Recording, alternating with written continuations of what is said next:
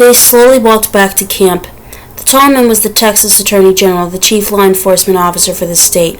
Stanley's lawyer was named Miss Morengo. Stanley held the suitcase. He was so tired he couldn't think straight. He felt as if he was walking in a dream, not quite able to comprehend what was going on around him. They stopped in front of the camp office. Mr. Sachar went inside to get Stanley's belongings. The Attorney General told Mr. Pendanski to get the boys something to drink and eat. The warden seemed dazed at Stanley. "You can't even read," she said to Zero. Zero said nothing. Miss Morengo put a hand on Stanley's shoulder and told him to hang in there. He would be seeing his parents soon. She was shorter than Stanley, but somehow gave the appearance of being tall. Mr. Pendanski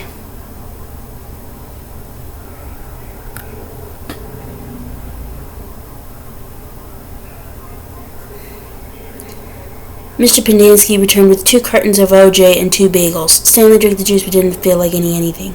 "Wait!" the woman exclaimed. "I didn't say they stole the suitcase. It's his suitcase, obviously, but he put my things from my cabin inside it." "This isn't what you said earlier," said Miss Morengo. "What's in the suitcase?" the woman asked. "What's in it, then we'll open it and see." Stanley didn't know what to do. "Stanley, as your lawyer, I advise you not to open your suitcase," said Miss Morengo. "He has to open it," said the warden. "I have the right to check the personal property of any of the detainees. How do I know there aren't drugs or weapons in there? He stole a car, too. I've got witnesses." She was nearly hysterical. "He's no longer under your jurisdiction," said Miss Morengo. "He has not been officially released," said the warden. "Open the suitcase, Stanley." "Do not open it," said Stanley's lawyer. Stanley did nothing. Mr. Sachar returned from the office with Stanley's backpack and clothes.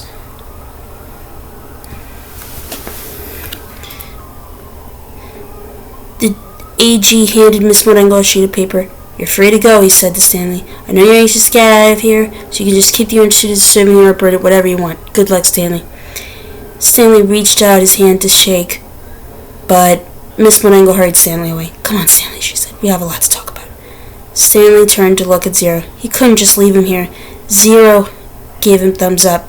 "I can't leave Hector," said Stanley. "I suggest we go," said his lawyer with a sense of urgency in her voice. "I'll be okay," said Zero. His eyes shifted toward Mr. Pendanski on one side of him, then to the warden and Mr. Sachar on the other. "There's nothing I can do for your friend," said Miss Morengo. "You were released pursuant to an order from the judge." "They'll kill him," said Stanley. "Your friend is not in danger," said the Attorney General.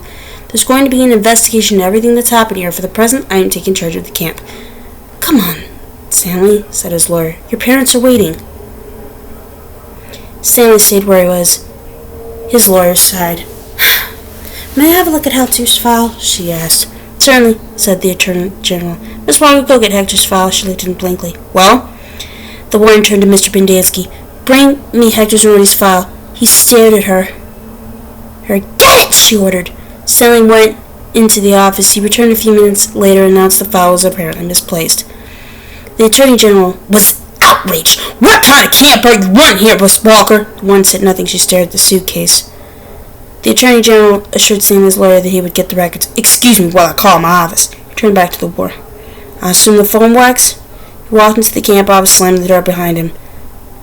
A little while later he reappeared and told the warden he wanted to talk to her. She cursed, then went inside. Stanley gave Zero a thumbs up. "Come here, don't you?" He turned to see Armpit and Squid coming out of the rec room. Squid shouted back into the rec room, "Get him and Zero out here!" Soon all the boys from Group D had gathered around him and Zero. "Good to see you, man," Armpit said, shaking his head. "We thought you were buzzard food." "Sounds being released today," said Mr. Pendanski. "Way to go," said Magna, hitting him on the shoulder.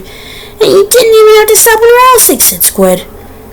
Even Zigzag shook Stanley's hand. "Sorry about, it's cool," he said. "We had to lift the truck clear out of the hole," Zigzag told him. "It took everybody in C, D, and E. We just picked it right up. It was really cool," said Twitch. X-Ray was the only one who didn't come over. Stanley saw him hang back behind a moment, then returned to the rec room.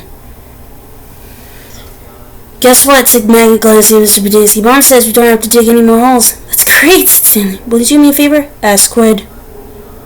"I guess," Stanley said. And he agreed. Someone hasn't. "I want you to." He turned to Miss Morengo. "Hey, lady, you have a pen and paper I can borrow?" She gave it to him, and Squid wrote down a phone number, which he gave to Stanley. "Calling on for me. Okay, tell her I said I was sorry. Tell her Alan said he was sorry." Stanley promised he would. Now you be careful out there in the real world, Serpent. Not everybody is as nice as us. Stanley smiled. The boys departed when the warden came out of the office. The Attorney General was right behind her. My office is having some difficulty locating Zeroni's records, the General said. So I have no claim of authority over him? Asked Miss Marengo.